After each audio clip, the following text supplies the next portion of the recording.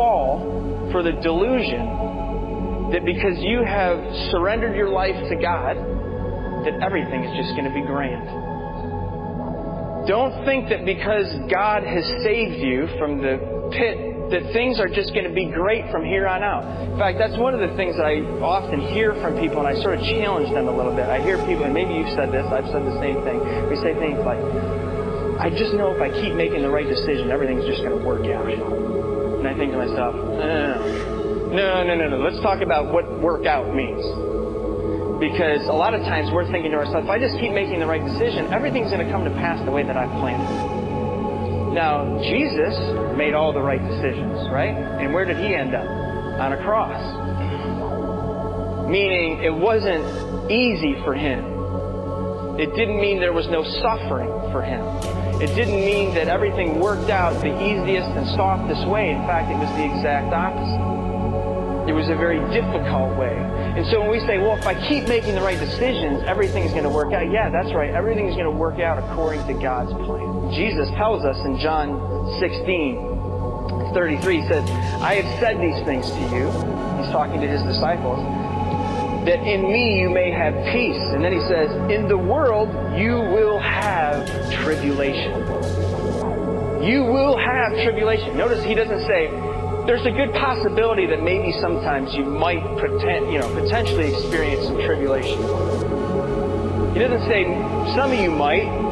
He says, no, you will experience tribulation. He doesn't say, some of you, I see the way you're living. You're going to experience some tribulation.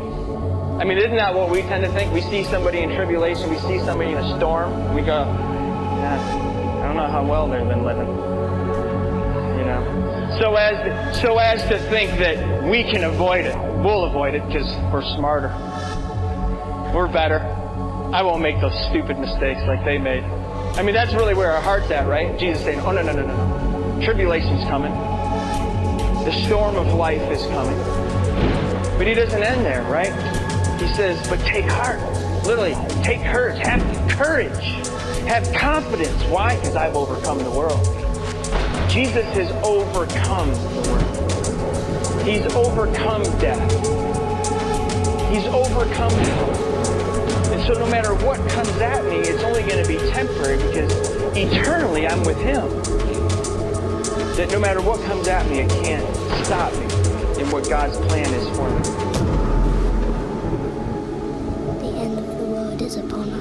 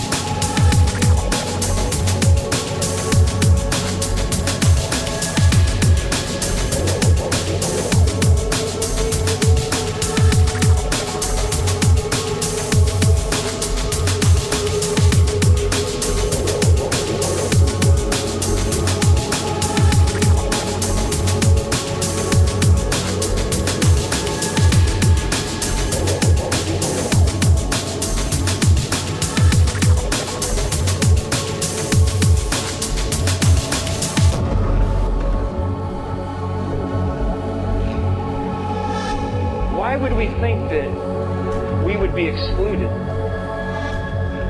from hardship happening in our lives, or from a storm rising up, the waves rising up in our lives. I think how we respond to storms is often more debilitating, can be more debilitating.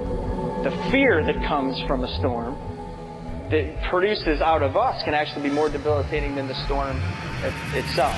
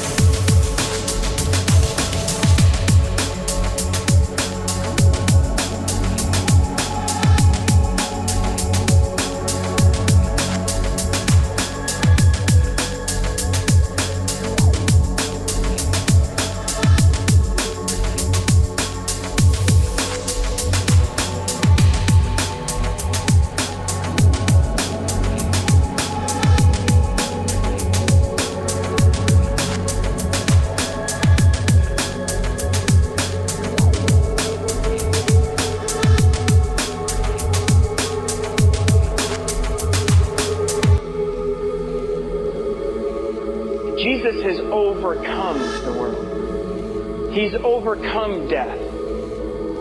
He's overcome hell. And so no matter what comes at me, it's only going to be temporary, because eternally I'm with Him. That no matter what comes at me, it can't stop me in what God's plan is for me.